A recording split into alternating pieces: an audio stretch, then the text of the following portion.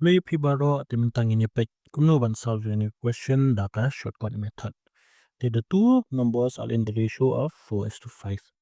The sisian ba ada ratio kuman impat tip o number ayu.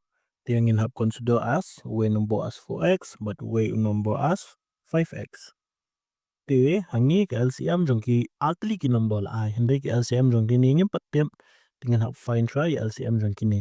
The LCM jongki ni altli it should be 20x. Namangin nam la man cancel ikini so LCM jong 4x but 5x and 20x.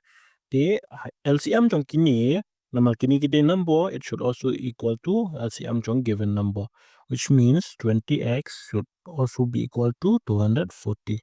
The ladangi KOX ni ladangi la ni namangi de into kamut then submit division 220 divided by 20.